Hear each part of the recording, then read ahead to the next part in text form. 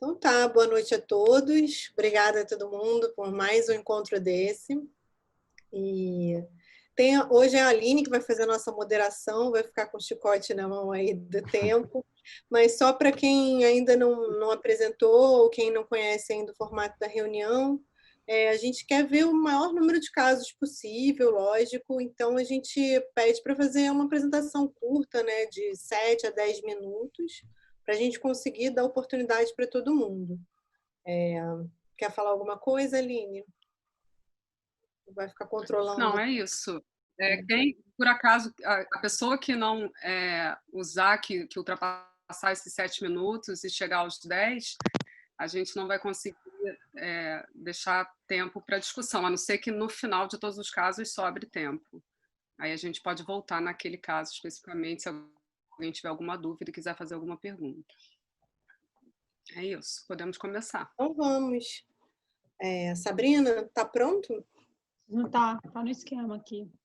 Posso compartilhar aí. Vou abrir aqui.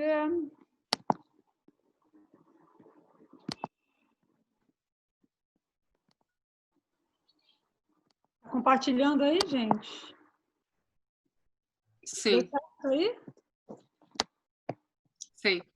Sim, ok? Então vamos lá, é um casinho mais dia a dia dessa vez, até para estimular o pessoal a trazer casos do dia a dia, não ficar sempre coisa rara, mas com alguns sinaizinhos que eu achei bem legais de trazer para a reunião. O paciente é masculino, 31 anos, dor no joelho e veio com suspeita clínica de tumor. Isso era a ficha do paciente preenchida pelo médico, ele questionou tumor ósseo, vou traduzir aqui, edema crônico no joelho direito, nega trauma, e pediu e ATC de joelho desse paciente, eu não tenho ATC, infelizmente, mas mostrava lesões líticas na região metafisária da tíbia direita, e o paciente era andarilho.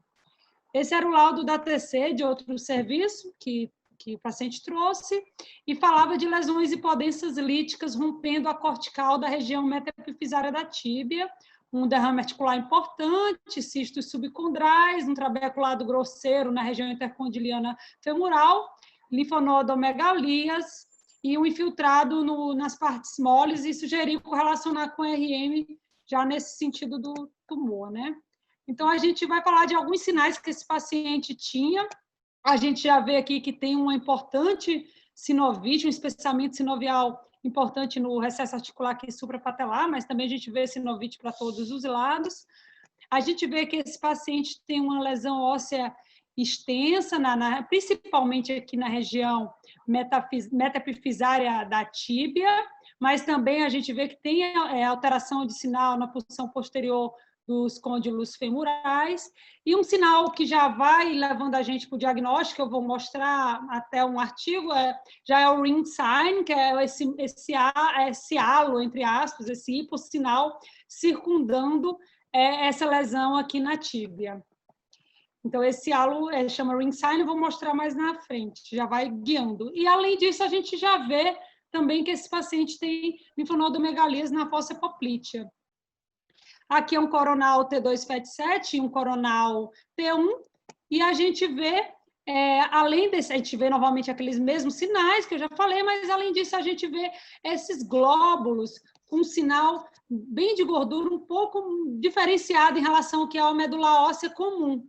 Então, são sinais com bolinhas de gordura dentro da lesão, no T1 isso não fica bem nítido. E, além disso, a gente vê uma área de ruptura cortical mais nítida aqui no T1, a lesão se estende aqui para a cortical, vou mostrar no axial. Então, a gente vê os glóbulos de gordura e o que a gente chama de cloaca, que é a ruptura da cortical por essa patologia. E continuamos vendo aquele halo de hipossinal circundando essa lesão aqui. Então, já indo para o sentido diagnóstico, a gente fez esse diagnóstico, filmou com osteomielite, e uns sinais interessantes que eu trouxe para trazer alguns sinais que fazem a gente pensar no diagnóstico de osteomielite, porque não raro ela vem com suspeita de tumor, pela tomografia ou até pela suspeita clínica, somente a subaguda ou crônica. Então, uns sinais importantes que, como eu vou mostrar alguns relatos de literatura, são esses glóbulos de gordura que ficam dentro da lesão. esse halo de hipossinal, também conhecido na literatura como ring sign, é como se fosse o próprio organismo tentando segurar esse abscesso, então é um sinal também valorizável. A cloaca, outro sinal valorizável, que é a ruptura da cortical, né, com extensão, que a lesão ela tenta sair, o abscesso ele tenta ir para fora do osso e faz essa cloaca.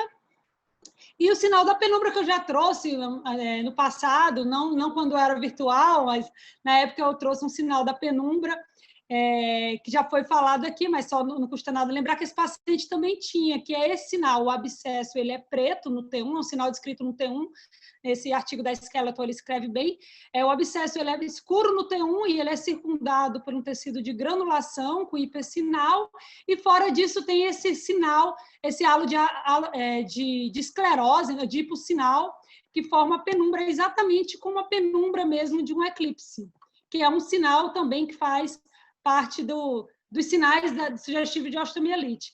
Então, só lembrando que esse artigo a gente já discutiu no passado, mas não custa nada lembrar, falando desse sinal nesse artigo da Skeleton, e do ring sign também, que é esse marcado hipossinal em torno da lesão.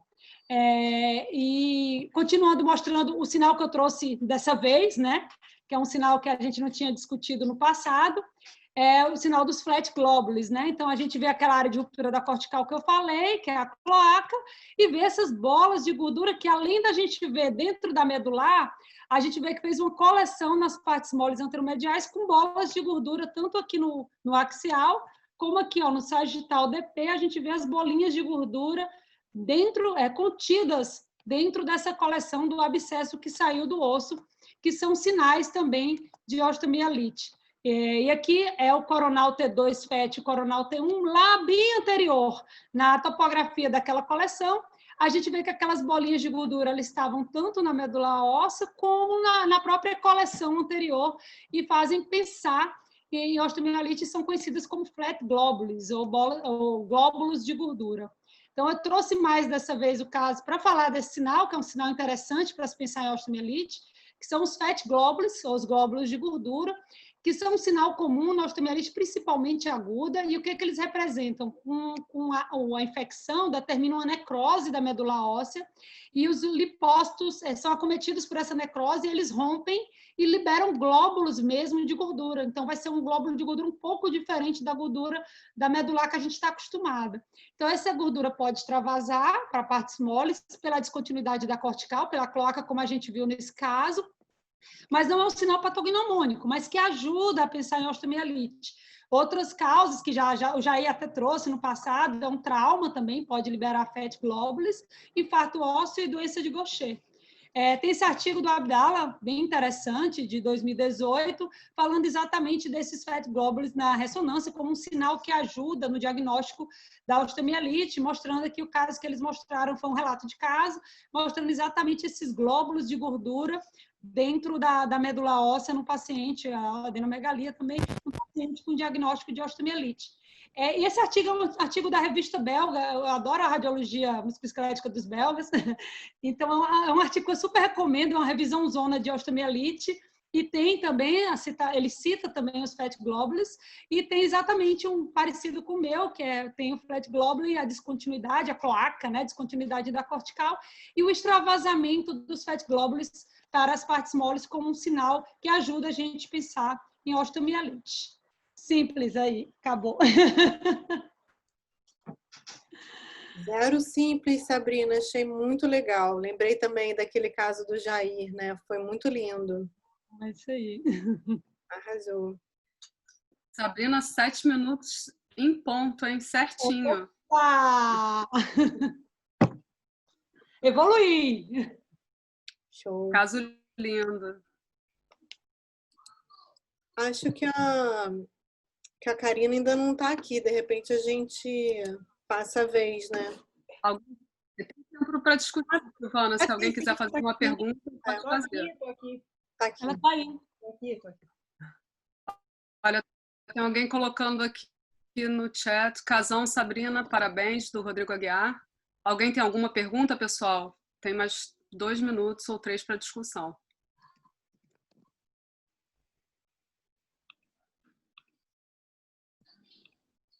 Se ninguém tem nenhuma pergunta, acho que a gente Pode Vambora, passar para o próximo. que a gente soma tempo para as próximas. Isso. Então, vamos lá. Então, tá. E aí, Karina, tá Então, pronta? tô. Compartilhar.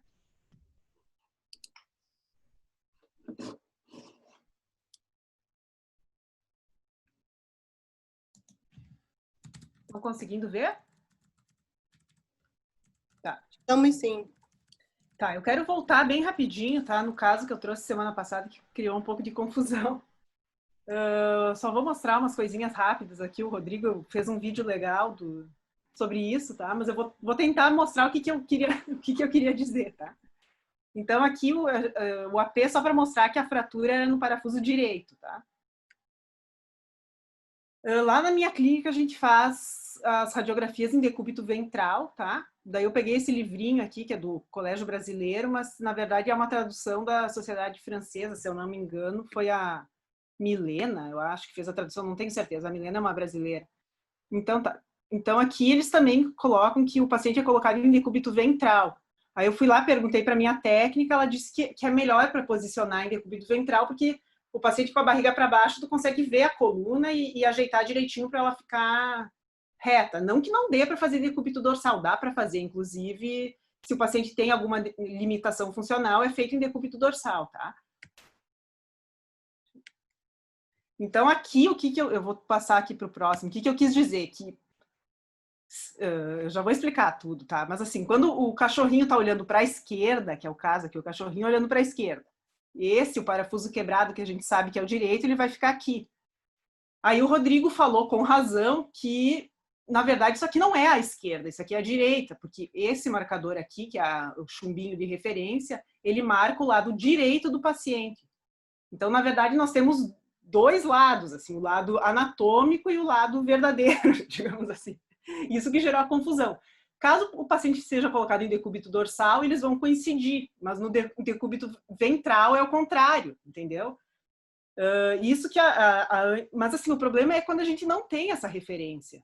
Por exemplo, eu comecei a usar essa referência depois de uns 2 anos que eu estava trabalhando, porque eu tive um caso de citos inversos, porque senão até hoje eu não teria, entendeu?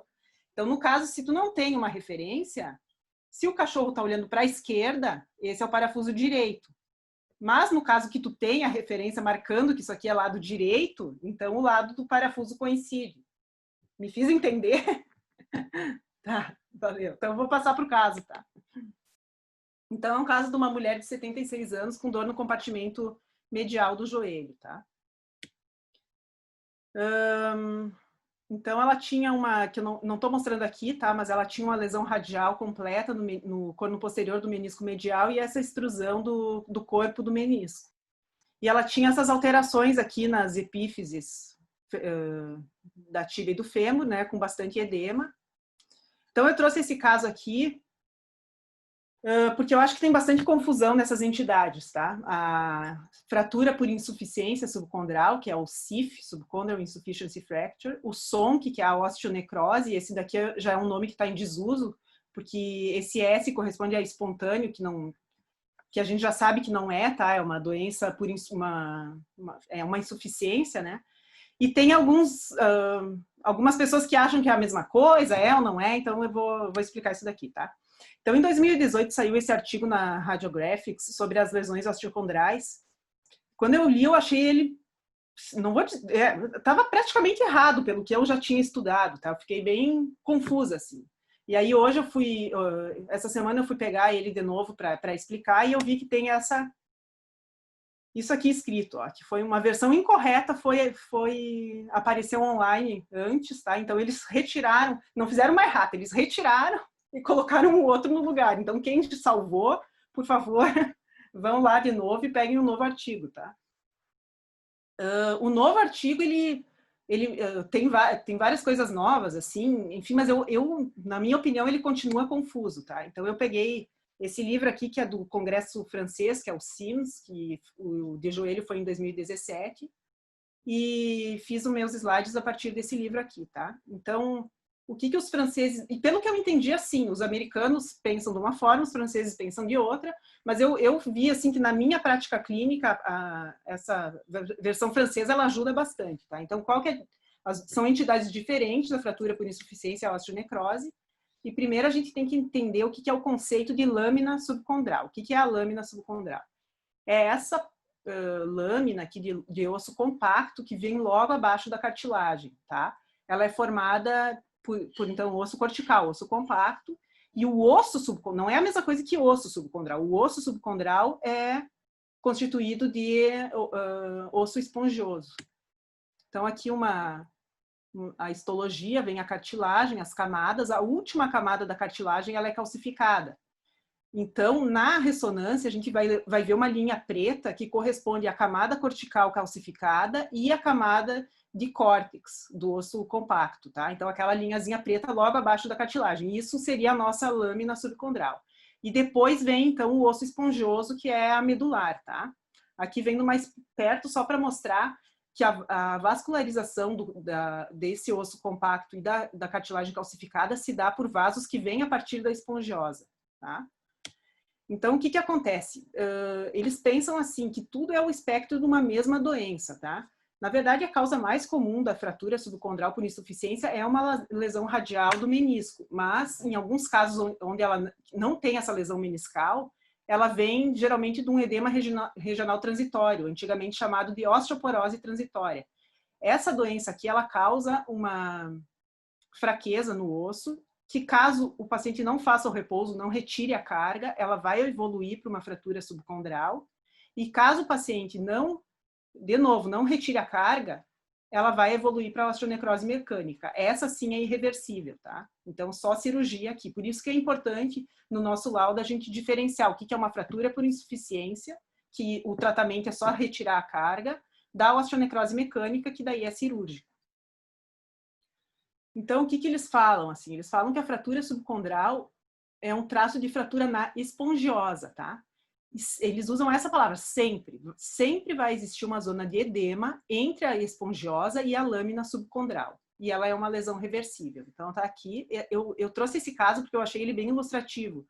Aqui no fêmur, ele tem uma osteonecrose. E aqui no platô tibial, ele tem uma fratura por insuficiência.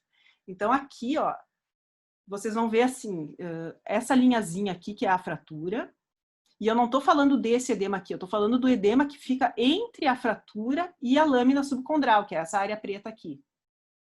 Esse edemazinho que muitas vezes é inexpressivo, tá? Mas a gente tem que procurar ele, que isso que caracteriza que é uma fratura e não uma osteonecrose. Depois eu vou mostrar o caso do artigo, que eu acho que é mais legal, mais fácil de ver. Só lembrando, assim, que sempre bom avaliar isso nas sequências com supressão de gordura, porque o artefato de chemical shift pode dar um falso aumento da cortical, tá? Da lâmina subcondral. E aqui no côndilo femoral, então, é a osteonecrose, que ela se apresenta como um espessamento da lâmina subcondral. Então, é esse espessamento sem essa separação entre a fratura e a lâmina. Fica tudo a mesma coisa. E isso, a patogenia disso seria assim, que essa interrupção da vasculatura levaria a uma osteonecrose, então, que daí acomete toda essa parte até a lâmina subcondral. Aqui, então, uma foto do artigo mostrando que tem esse edema aqui que eles escrevem aqui, ó. O edema aparece em ambos os lados da linha. Então, tanto aqui quanto esse edema aqui entre a lâmina e a fratura. Isso aqui que caracteriza a fratura, tá? Então, como eu falei, a osteonecrose ela é irreversível e forma essa placa de hipossinal em contato direto com a lâmina subcondral. Parece fácil, assim, mas aí tem alguns casos que complicam um pouquinho, mas não muito, tá? Então, assim, para usar esse termo osteonecrose, a gente tem que tem que saber que ela é irreversível mesmo, que o paciente vai precisar de cirurgia. E como é que eu sei que ela é irreversível? O sinal mais específico seria a perda de esfericidade no plano sagital, mas isso são poucos os casos que tem. E na prática, então, que é os casos mais do dia a dia, seria essa placa de hipossinal precisa ter mais de 4 milímetros de espessura, ou no sagital, 1,4 centímetros de comprimento. Então, aqui no nosso caso, a gente tinha aqui 4, alguma coisa de espessura, e aqui tinha mais de 2 centímetros de comprimento, então era realmente uma osteonecrose, tá? E aí eles classificam como lesões ditas intermediárias, aquilo que fica nesse intermeio, que é mais do que uma fratura, porque eu não vejo mais aquela linha de edema, então ela está quase necrosando, digamos assim, mas ela ainda não tem 4 milímetros de espessura. Tá? Então essas são... Aí, até lá no livro ela escreve assim, que no laudo ela escreveria alteração por insuficiência do osso subcondral com potencial de reversibilidade. Porque aí então tem que tentar fazer o tratamento, eu tenho que tentar fazer o repouso, né, o tratamento clínico, e caso daí não reverta, daí sim classificar como uma osteonecrose, que seria então esse caso aqui, que tem o espessamento da lâmina subcondral, mas não tem aquele edema interposto, então, não tem 4 milímetros, tá? Tem 2. Então, isso aqui seria uma lesão dita intermediária. Então, aqui eu só trouxe mais um casinho só para ver se vocês fazerem um autoteste aí, para ver se vocês entenderam, né? Então, essa lesão aqui, ela tem mais de 4 milímetros, tá? Então, isso aqui é uma osteonecrose, tá? Aqui mais um caso. Esse caso eu trouxe para não gerar confusão. Ah, mas tu disse que tinha a lâmina. Sim, mas isso daqui não é edema, tá? Isso daqui é líquido.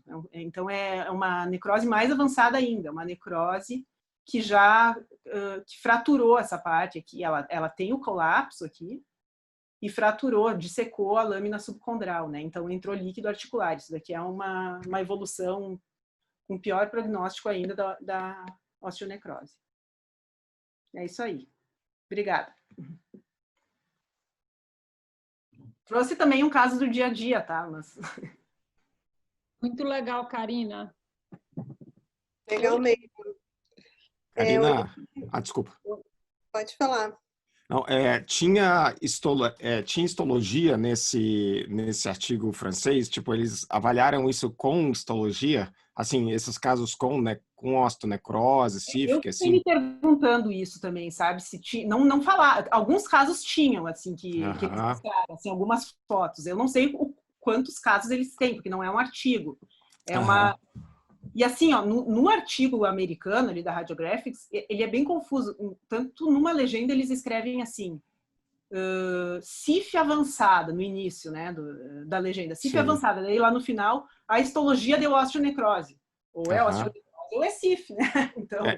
É porque, assim, só vendo o que eu vejo, assim, os ortopedistas, eles chamam bastante de SONC e eles estão migrando mais para chamar de CIFIC agora. Tá tendo, na literatura, digamos, radiográfica, a gente veio bem antes e agora está começando a sair artigos querendo chamar mais de SONC, né?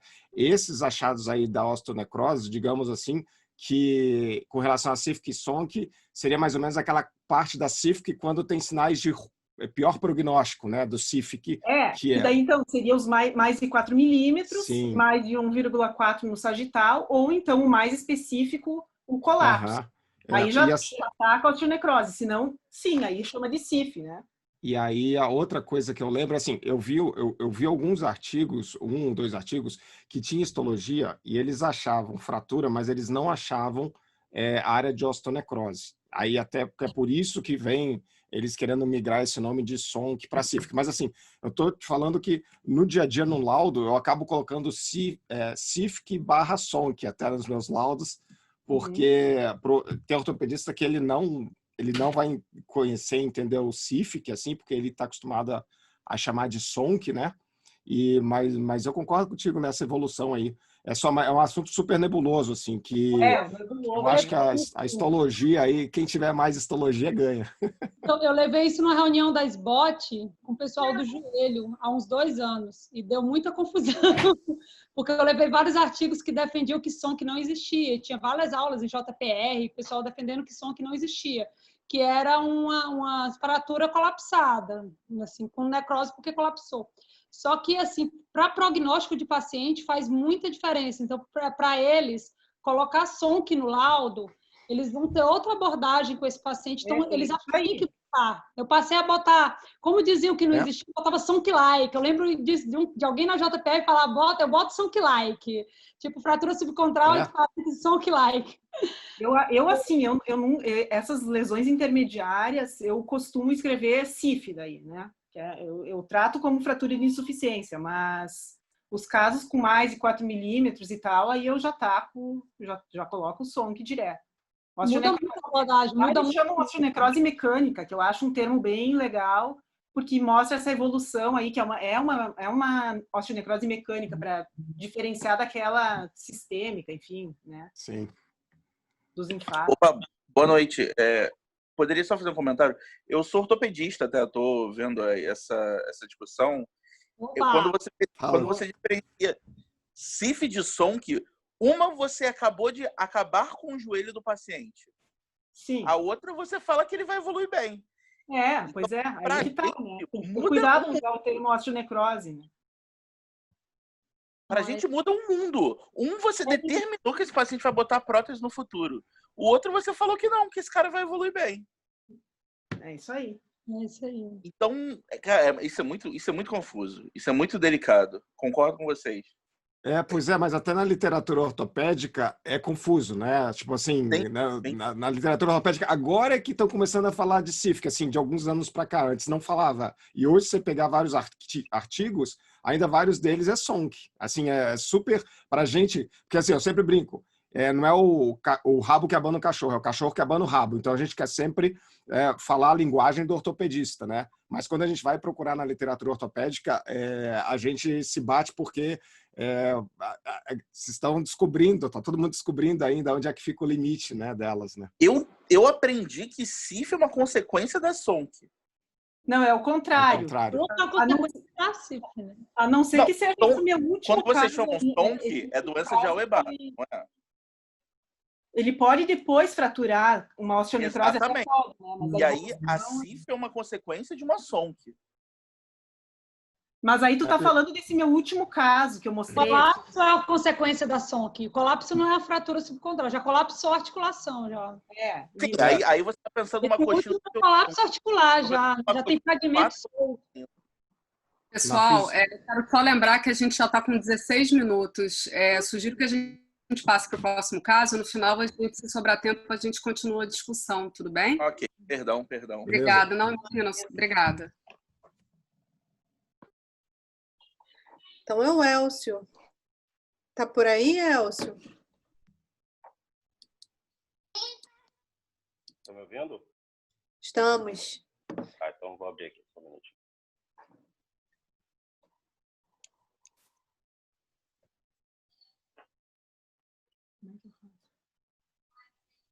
Não sei se a Karina tem que... Pois eu tô tentando aqui. Tem que fechar um. Fechar. Desabilitar, não sei. Deu. Uhum. Então deixa eu ir lá.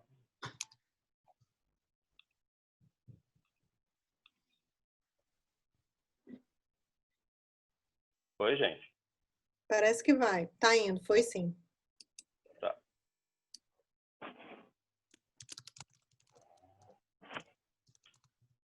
Então, esse é um caso de um paciente de 38 anos, masculino, de 1,78 m, 61 kg. Ele apresentou dor nas costas e perda na força nas pernas. Na história da doença atual, ele relatava que tinha dores há mais ou menos 3 meses nas costas e não melhorava com analgésico, que vinha piorando progressivamente. E há cerca de um mês, ele já relatava que tinha dificuldade para deambular.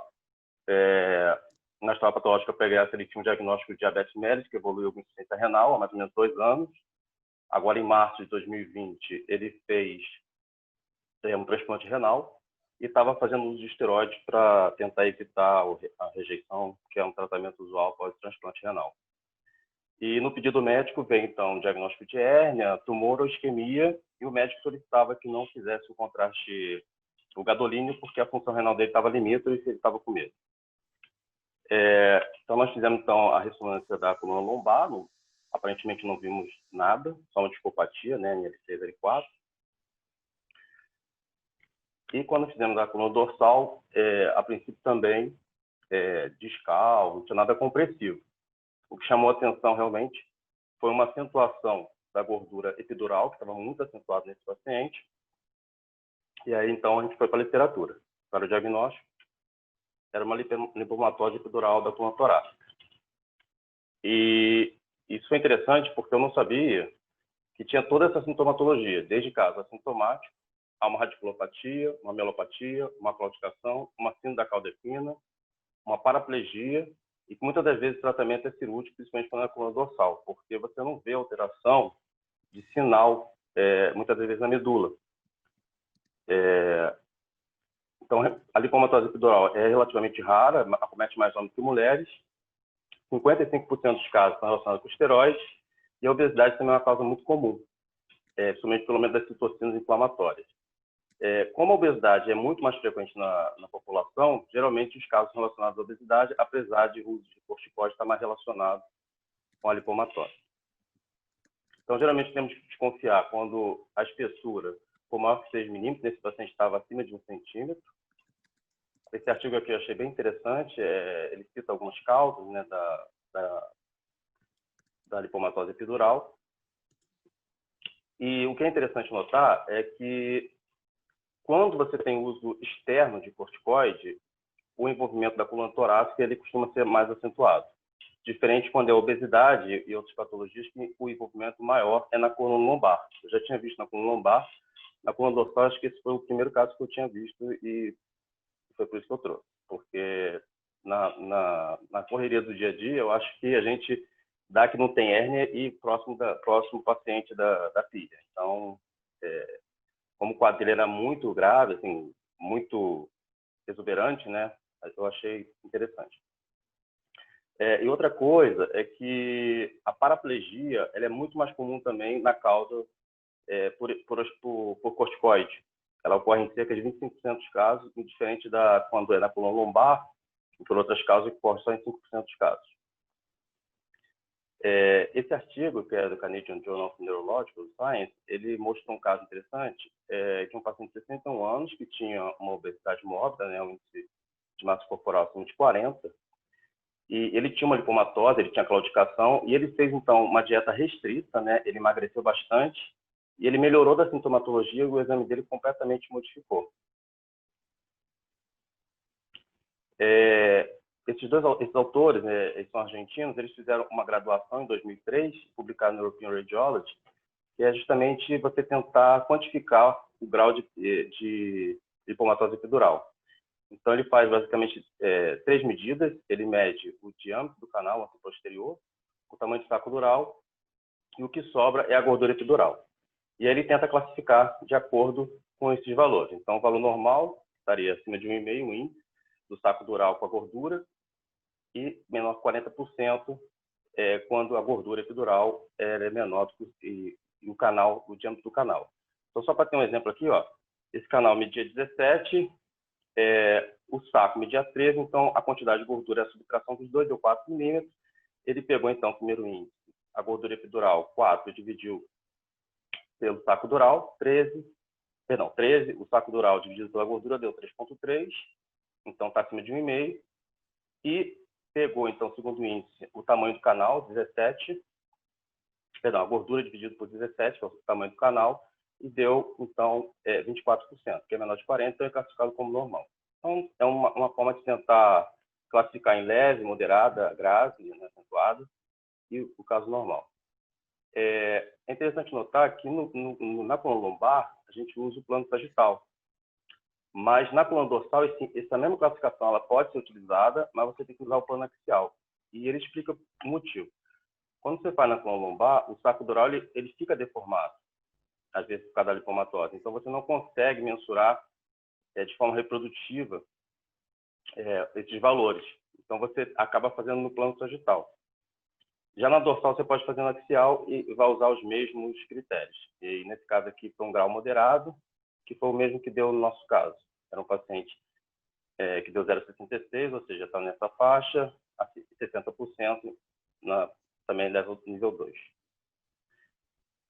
Um estudo recente mostra que nesses pacientes que você diagnostica como lipomatose epidural, seria interessante, de repente, no localizer, você tentar pegar todo o abdômen e fazer essa quantificação no nível de L4 do diâmetro anteroposterior do paciente. Porque eles dizem que quando o paciente em homens tem acima de 22 e mulheres acima de 20, esse paciente vai se beneficiar, de repente, de um tratamento perda de peso e talvez isso resolva o problema dele, ao invés de levar para uma cirurgia.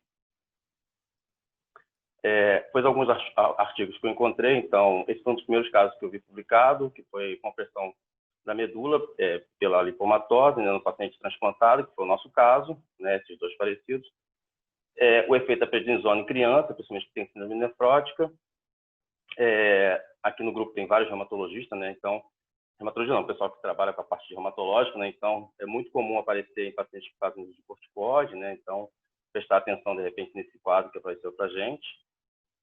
E aqui também tem alguns artigos que eu achei bem interessantes para a gente, se vocês quiserem, depois eu compartilho. Bom, era só isso, gente. Bacana, Elcio. Deixa eu te fazer uma pergunta. Nessa classificação que você viu, eles fizeram essa classificação baseada no diâmetro do canal, mas eles citaram alguma correlação clínica, tipo grau 2? Sim, eles citaram. Eles falaram que o grau 1 dificilmente, geralmente é assintomático. 100% dos pacientes foram assintomáticos. Eles investigaram mais de 2.000 pacientes. O mais comum foi o grau 1, né? Depois o grau 2, grau 3, mais ou menos 60 casos só que foram o grau 3. Então, o grau 1, basicamente, é sempre assintomático. O grau 2, até 14% dos pacientes foram sintomáticos. E grau 3, todos os pacientes deles foram sintomáticos, tiveram sintomas. O tratamento é que varia muito, mas, geralmente, quando não resolve nessa fase inicial pelo menos no artigo falava, o tratamento conservador, geralmente, quando era na coluna dorsal, 90% acabava indo com uma descompressão cirúrgica. Uhum. Beleza, bacana. Alguém tem algum comentário?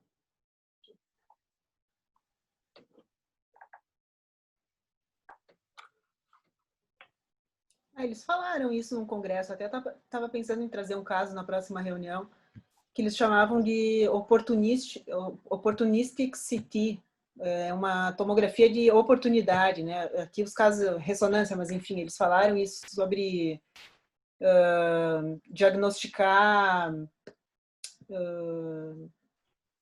coisas, essa gordura e tal, sabe? Num exame qualquer, assim. Por outra coisa, eles usam a oportunidade para diagnosticar. Enfim, eu achei interessante isso aí, eu achei bem legal. Eu achei interessante porque, realmente, na coluna a gente investiga causa compressiva, ou hérnia, né? E, às vezes, realmente pode passar, se a gente não olhar a gordura epidural. E, geralmente, o paciente, apesar de não ter alteração de sinal na medula, ele tem essa sintomatologia exuberante. Eu só vi caso em coluna lombar e o saquinho estava bem desfigurado mesmo, como você mencionou. Então, bom, se ninguém... Eu estou aqui moderando, né, Aline? Foi mal. Tá tudo bem, estamos com 9 minutos. Se ninguém tem mais nenhuma pergunta, a gente pode passar para o próximo. A Vanessa está aí, tá vendo? Já vou compartilhar. Tá aparecendo? Tá sim, Vanessa. Bom, vocês me desculpem não ter feito slides, mas eu achei que mostrar o exame correndo ia ficar melhor. Bom, o interessante desse caso é que esse paciente ele chegou para a realização um paciente jovem de 37 anos, chegou para a realização dos 2 joelhos para avaliação de lesão meniscal. E aí, quando a gente faz a ressonância, você vê aqui no corte coronal em DP uma lesão óssea, se continuando com a vertical do côndilo femoral medial, e no T1 a mesma coisa, e com uma base de implantação grande, que até lá em cima não parecia que tinha comunicação com a fise, e a história não trazia nada. Na história dele, que os pacientes preenchem, ele só falava que tinha feito uma prótese total do quadril esquerdo, o que eu achei bem estranho. E aqui no corte axial, vocês reparem que você consegue ver até uma cortical aqui e essa estrutura ossificada medial, né? No outro joelho, ele tinha os achados semelhantes, só que menor, Era uma lesão também cortical. Deixa eu botar aqui. E aí tinha essa base ampla aqui, juntando com a medular óssea, e ele ficava, o que chamava atenção, que ela estava profundo ao músculo, né? Ela estava profunda ao vasto medial e se comunicava, enfim.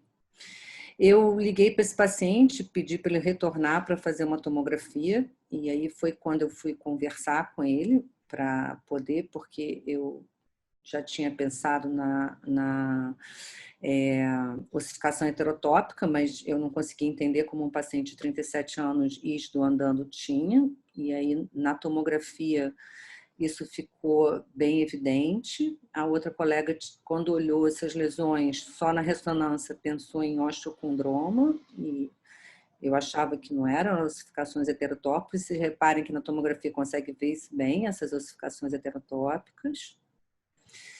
E aí o interessante é que eu fui conversar com esse paciente e ele tinha tido 15 anos de idade, ele tinha tido leucemia e ele tinha ficado em coma, internado por 2 meses. E a prótese total do quadril direito que ele havia feito foi por causa de ossificação heterotópica, e isso não tinha vindo no pedido médico. Então, eu achei interessante mostrar isso até como diagnóstico diferencial para os residentes, para olhar uma ossificação heterotópica e também procurar sobre essas alterações. Aqui na reconstrução 3D. Aqui também, na outra reconstrução 3D. E, bom, olhando sobre a formação, é uma formação de tecido de osso, né, em partes moles, fora do osso. O local mais comum de ocorrer é entre o músculo e a cápsula articular, que era desse paciente, comum após trauma, e dentro de 2 meses depois da injúria neurológica, ou cerebral ou medular, você já pode ter a formação das ossificações heterotópicas, após a artroplastia também do quadril, ou de joelho total. Geralmente é comum em pós-lesões traumáticas, a gente vê muito em pacientes paraplégicos no quadril, né? O comprometimento neurológico em pacientes jovens, que era o nosso caso, né? Ele tinha ficado 2 meses em coma. Outra doença como queimados, com mais de 20%, distes, condilite anquilosante, artrite hipertrófica, úlceras de decúbito. No local de intervenção, por agulha, no local por trações e pinos ortopédicos, no local de amputação, principalmente se for por explosão, você pode ter ossificação heterotópica, locais de intervenção cirúrgica e artroplastia total de quadril e joelho. Desculpa, eu não botei apresentação grande. Bom, ele pode aparecer de 6 a 8 semanas após a cirurgia e depois ele evolui para ossificação em 4 meses.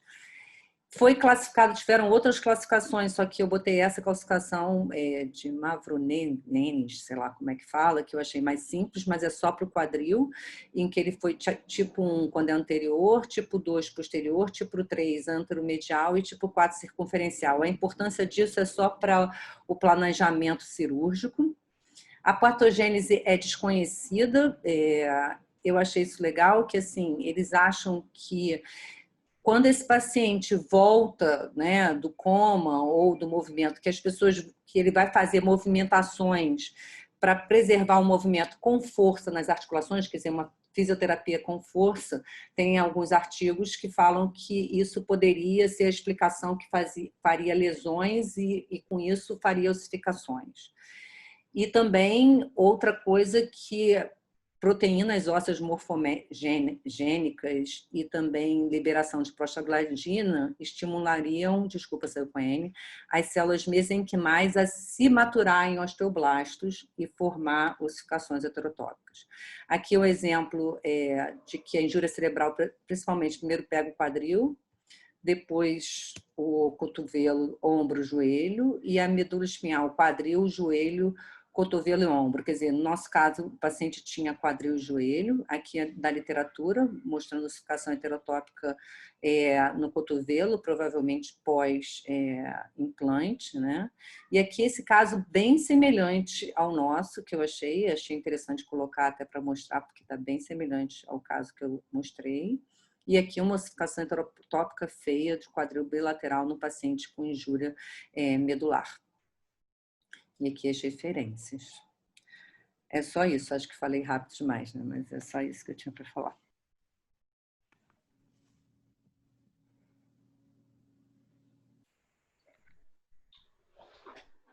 Bem legal o caso. Eu tenho um caso bem parecido que eu não sabia assim, o que é lá no meu artigo, não, no meu arquivo. Achei bem legal, um quadril assim.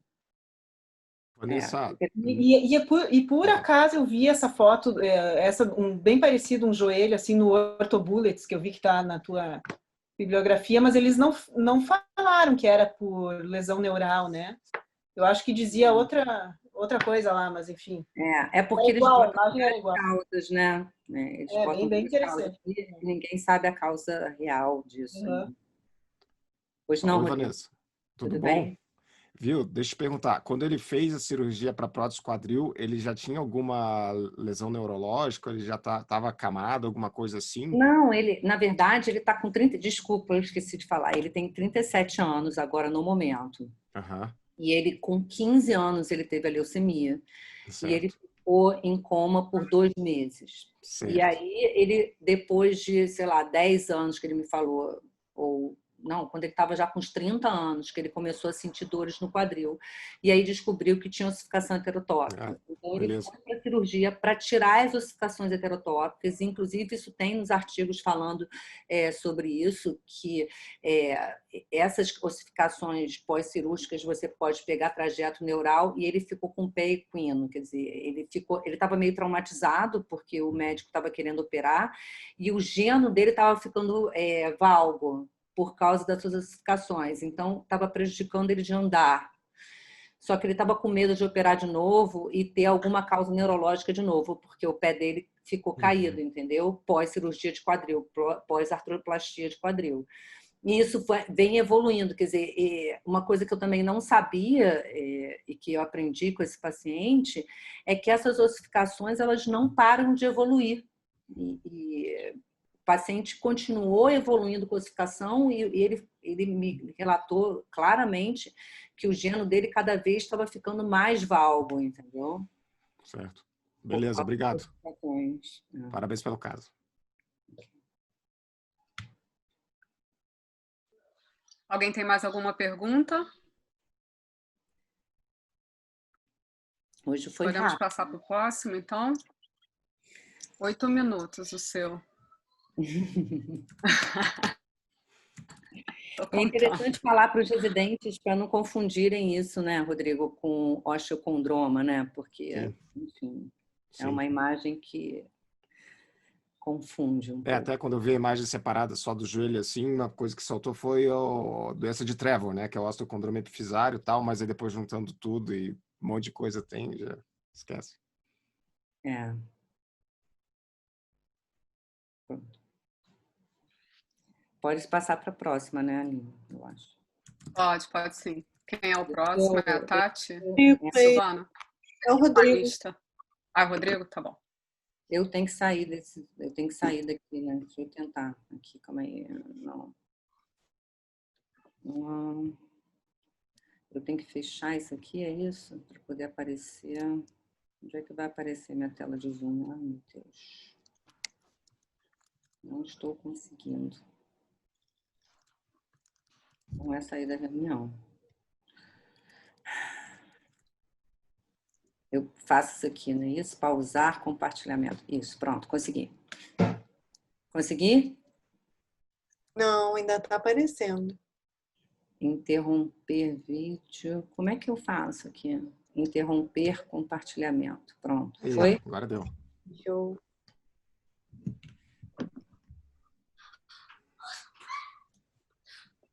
Lucas, por favor. Tá. Vou botar o caso aqui, então. Estão vendo a tela? Sim. Então, beleza. Então, vamos lá. Vamos começar. Obrigado aí por estar participando dessa reunião. Essa reunião eu acho muito legal. E então, eu resolvi contribuir com um caso que tem... Legal, né? Vamos ver. Essa aqui é a história de um paciente masculino de 25 anos de idade com história de cirurgia para reconstrução do ligamento patelofemoral há 2 anos, tá? E nessa história, no exame físico, aí o paciente ele tinha uma queixa e uma sensação que o joelho saía do lugar, o médico também colocava isso no pedido, e piorou após um trauma torcional no futebol há 1 mês atrás. Então, essa era a história do paciente. Deixa eu mostrar o exame aqui para vocês. Então, esse aqui era o exame do paciente, né? Esse aqui a gente via o plano axial do joelho, então aqui a gente já via as alterações pós-cirúrgicas, né, da reconstrução do ligamento patelofemoral medial aqui. Então, a gente está vendo aqui que o ligamento patelofemoral medial, a porção patelar dele está inserida aqui no meio do monte de fragmento, de uma patela fragmentada, de uma margem medial patelar fragmentada, né? Então, isso aqui pode ter 2 coisas, né? Ou e durante a luxação inicial, esse paciente ele teve uma fratura e já uma avulsão da patela e foi tentado fixar isso aqui e não deu certo, não consolidou. Ou a segunda possibilidade é que nesse trauma aí, na sequência, esse paciente ele fez uma fratura avulsiva junto da área da fixação do ligamento patelofemoral na patela. O problema é o seguinte, quando você fixa quando você faz a fixação na patela, isso aí aumenta a chance de fratura, tá?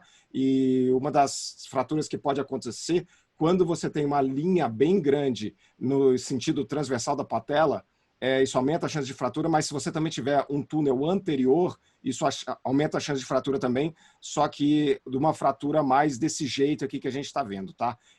Nesse caso aqui, realmente, eu não sei se essa fratura ela é recente ou antiga, está parecendo até mais antiga, porque parece que eu estou vendo a cortical óssea junto aqui, ó, desse fragmento ósseo com com o resto da patela, né? Mas tem bastante edema ósseo associado, não sei se no pós-traumático isso aí teve uma piora, ou aumentou, ou acabou de fechar o caixão da fratura. E aí, descendo aqui, ó, a gente está vendo que aqui está o túnel femoral do ligamento patelofemoral medial. E a gente vê, pessoal, que esse túnel femoral ele está quase na superfície articular. Olha só, o túnel acaba aqui, e aí aqui ó, já é a superfície articular do joelho. Esse túnel aqui ele está claramente mais baixo do que o normal, eu vou falar isso para vocês na sequência. Mostrando aqui no plano sagital, né? A gente vê aqui, ó, olha aqui a inserção patelar, né? Até que está na localização certa, que é da metade superior da patela para cima, né? Da metade articular superior da patela para cima. Mas a gente vê aqui toda aquela área de heterogeneidade sinal, a área da fratura da patela que é melhor vista no plano axial. E olha onde está o túnel femoral, ó, aqui para baixo, e aqui a gente tem o ligamento patelofemoral completamente obliquado, fora da posição, digamos assim, mais normal dele, que seria praticamente no mesmo plano da inserção patelar, né? Aqui a gente tem, ó, o tubérculo adutor está aqui, ó, o tendão adutor está aqui, adutor magno, e aqui tem o tubérculo adutor. Esse túnel femoral ele tem que estar localizado próximo aqui do tubérculo adutor, mais ou menos aqui a uns 10 milímetros. Isso é um pouco controverso na literatura, mas ele tem que estar próximo aqui do tubérculo adutor, um pouco mais para frente, um pouco mais para baixo, e aqui ele está claramente muito mais para baixo, né? No plano coronal, a gente vê aqui essas alterações, mas aqui, olha só como está perto da articulação do joelho, né? Esse outro sagital aqui tá bom de ver esse túnel femoral aqui, olha o tubérculo adutor está aqui, ó, e o túnel está aqui para baixo, olha só o ligamento patelofemoral medial completamente obliquado e mais baixo que o normal, tá? Então, era isso que eu queria mostrar das imagens. Agora, mostrando aqui, né, um resumo, né, uma inserção patelar em áreas de fraturas avulsivas aqui da patela, né? De novo, é difícil que eu saber se isso aqui é crônico, é tudo crônico ou se tem lesão nova associada. No laudo, devo colocar aqui, deixar um descritivo aqui, falar que tem fratura avulsiva e que o neoligamento está junto dessa área de fratura avulsiva patelar. Repare como o túnel femoral está mega distal, aqui está bem para baixo, muito mais para baixo do que o normal. Então, aquelas imagens, aquilo tudo que eu falei para vocês aqui resumido, né? Túnel femoral bem aqui, bem para baixo, muito longe do tubérculo adutor. Geralmente vai estar mais ou menos uns 10 milímetros, alguma coisa assim, mais próximo dessa região, um pouco mais para baixo, um pouco mais para frente. Mas esse aqui forçou a amizade, né? Olha só como é que está o ligamento patelofemoral medial a reconstrução dele super obliquada, tá? E aqui a inserção patelar. Então, aqui é a mesma coisa no plano sagital. Então, falando um pouquinho sobre a reconstrução, né, do ligamento patelo-femoral medial, a gente tem aqui as reconstruções de banda única, de banda dupla. Existem diversas técnicas cirúrgicas, só estou falando algumas delas. E como conceito aí, para deixar, né, na nossa cabeça, né, a localização do túnel femoral é a parte mais importante dessa reconstrução anatômica, tanto que o ortopedista ele acaba deixando ela por último para ver, para calibrar bem a tensão do neoligamento patelo-femoral medial. A localização do túnel patelar mais inferior, quando você faz dupla banda, ela tem que estar acima ainda do meio da patela, e a outra banda, ela, do túnel patelar superior, fica localizado mais ou menos a uns 10 milímetros acima do túnel inferior, né? O neoligamento, ele deve ser tensionado com de 30 a 45 graus de flexão do joelho, porque é nessa posição que esse ligamento ele é necessário para manter a patela no lugar. Com graus maiores de flexão, o ligamento patelo-femoral medial não tem tanta função assim. O enxerto pode ser de graça, membranoso, o quadríceps tem várias técnicas, como eu estou colocando aqui para vocês. Então, pessoal, para achar essa posição correta do túnel femoral na reconstrução do patelo-femoral medial, isso aqui eu até mostrei esses dias aí nas redes sociais, né? Tem esse método de Shuttle, então é o Philip Shuttle, que é um cirurgião alemão, né? Então você traça uma linha junto do córtex posterior do fêmur, você vai traçar uma outra linha perpendicular à transição do côndilo femoral medial com essa linha do córtex posterior do fêmur que se continua para cá, e a outra linha aqui, ó, perpendicular a essa primeira linha e paralela a essa segunda linha, ela é traçada no ponto mais posterior aqui da linha de Blumensaat. Então, o ponto de Shuttle é esse ponto aqui, que fica um pouquinho mais para frente, né? No artigo do Shuttle, que é esse daqui, ele descreveu que fica 1 milímetro mais para frente e 2,5 milímetros mais para baixo dessas duas linhas aqui, que eu estou mostrando aqui para vocês, da linha 1 e da linha 2, tá bom? Mas atenção, isso aqui eu sempre falo inclusive para o pessoal do curso, né? Mas atenção que a posição femoral ela é testada e calibrada no intraoperatório, por isso que não dá para ser a ferro e fogo aqui, tá? Às vezes o ortopedista, dependendo da morfologia da tróclea, da morfologia do paciente, da anatomia, ele vai testar essa posição da flexão do joelho a 35, 45 graus, aí, mais ou menos, para ver aonde que o ligamento patelo-femoral ele vai ficar bom, a tensão dele, aonde que ele vai fixar isso no fêmur. Por isso que, no laudo, é legal deixar descritivo, você vê que tem alguma alteração, né? Claro, nesse caso que eu estou mostrando para vocês, a alteração ela é muito grande. Mas, geralmente, se vocês tiverem alguma dúvida, coloquem lá a medida, a tantos milímetros, por exemplo, do tubérculo adutor, porque o ortopedista, ele muda um pouco isso aí, durante o intraoperatório, ele faz essa medida. A outra coisa, pessoal, é que para o ortopedista fazer isso aqui no intraoperatório, na fluoroscopia, ele faz isso num perfil absoluto do joelho, tá? Um côndilo, a cortical posterior de um côndilo tem que estar em cima da cortical posterior do outro côndilo, senão isso já dá muita alteração aonde que vai estar esse ponto de Shuttle, beleza? E aqui mostrando só o ligamento patelo-femoral numa posição normal, né? Repare que ele é visto praticamente num plano só axial, né? No máximo você vai encontrar 1, 2, 3 planos axiais, você vai achar todo o ligamento. É isso que é normal, não igual o caso que eu mostrei para vocês ali, que você vai ver em 5, 6, 7 cortes axiais de cima para baixo, aquilo lá está claramente obliquado. Então, o ligamento normal, ele tem baixos em todas as sequências, ele é contínuo, esticadinho, anatomicamente orientado, bem ancorado, sem sinais de complicação relacionados aos componentes de fixação, né? Então, em alguns casos, ele é praticamente visto só em um corte axial, você já vê tudo. No plano coronal, olha só que no plano sagital, olha só que legal. O tubérculo adutor está aqui e aqui está uma posição legal, ó, do túnel femoral, né? Um pouco para baixo, um pouco anterior ao tubérculo adutor que está nessa região e o neoligamento patelo-femoral medial, ó, praticamente no plano axial, ali indo para frente aqui, praticamente no plano axial. Isso aqui foi uma reconstrução com banda dupla, ó. Então a gente consegue ver aqui os 2 túneis femorais nesse caso aqui, beleza? Então terminando aqui para falar do túnel, então o ligamento ele fica mais tenso na extensão e com flexão de 20 a 30 graus, então o ortopedista ele vai calibrar isso aí no intraoperatório também, e com maior flexão, o ligamento ele fica mais relaxado, o ligamento ele vai ficar mais tenso com esses 20 a 30 graus de flexão aqui. Quando você tem uma posição ruim, com um ligamento mais alto do que o normal, o túnel femoral, o que vai acontecer? Ele vai ficar relaxado na extensão e na flexão ele vai ficar tenso demais. Os ortopedistas eles chamam do ligamento alto e tenso, que é tenso na flexão. O que acontece? Acontece uma pressão maior da patela na trócula femoral, e esse paciente, como complicação, ele vai ter um maior desgaste e artrose femoropatelar precoce, beleza? E a outra posição ruim, que é a posição 2 aqui, não é a posição 1, é a posição 2, que é o nosso caso, é o ligamento baixo e frouxo, na flexão, né? O que acontece? Na extensão, então a posição dele fica mais baixa aqui, então na extensão ele fica tenso, muito mais tenso do que o normal. Isso pode causar até um extensor lag do quadríceps. O que isso quer dizer? O quadríceps ele pode contrair para estender o joelho, mas o joelho ele não consegue estender totalmente, porque o ligamento patelofemoral medial aqui, ele puxa a patela para baixo e não deixa fazer a extensão completa do joelho. Então, isso aqui é o extensor lag. Esse nosso paciente ele tinha um pouco de deficiência também no final da extensão, e aí ele também tinha um pouco de extensor lag.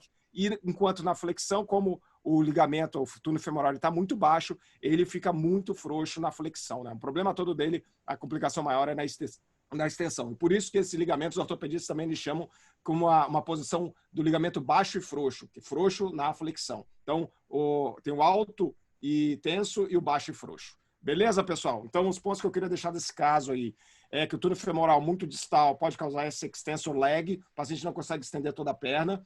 Então, lembrando que nessa posição, o ligamento ele fica muito tenso, o neoligamento fica muito tenso na extensão e frouxo na flexão, e a fixação patelar do ligamento patelofemoral medial, nesse caso, está numa área de fratura avulsiva da patela. É difícil de saber se é recente ou antiga, parece que tem uma cortical óssea ali, eu acho que ela é mais para antiga, mas talvez esse novo trauma que esse paciente teve levou aí digamos assim, a ressaltar ou a fazer um maior distanciamento, ou digamos assim, a área de fratura ali, ela ficou mais, digamos assim, deu uma agudizada numa lesão crônica que está bem na área da inserção do ligamento. Então, esse ligamento patelofemoral medial, ele deve estar insuficiente também, né? Porque ele está inserido no meio das fraturas avulsivas e não na patela mesmo, ali no osso, para fazer a contenção adequada. Beleza? Então, era esse caso. Bacanérrimo, Rodrigo. Muito bom, excelente. Obrigada pela aula, gentileza de sempre. Eu que agradeço. Se vocês tiverem alguma Pessoal, pergunta... a gente passou um pouquinho do tempo, a gente está com 12 minutos, mas acho que dá para a gente discutir até 15. Se alguém tiver pergunta, pode fazer. Só acrescentar aí, amanhã vai ter uma aula do ortopedista, que é o maior especialista em cirurgia da patela. Não sei se você viu, Rodrigo. Amanhã de manhã às 9, que é daquela série de aulas da Emory, né, lá de Atlanta. Amanhã às 9 da manhã é um dos principais cirurgiões de patela, reconstrução, ligamento patelar, entre outros. Amanhã às 9 da manhã. Eu vou mandar aqui no chat os detalhes. Manda aqui para todo mundo. Maneiro, tu. É o Deju? Não, Não, é um americano. Ferguson, eu acho. Não é? Isso. Acho que é Ferguson o nome dele. Se auto-intitula The Patella Doc. Sério, é sério. O Instagram dele é Patella Doc. Então, tá, tem que mostrar. Da Yale University, John Fulkerson. Eu vou mandar aqui no serviço, chat para todo mundo. Tem que mostrar serviço. Faz parte daquela Emory Lecture, pessoal, que está tendo semanalmente. Legal. E essa semana é a segunda vez que tem. Essa semana, especialmente, vão ser 2. Que vai ser essa aí amanhã, sexta-feira, 8 horas. 8 horas, horário deles, 9 o nosso, se não me engano. Alguém tem alguma pergunta mais para o Rodrigo?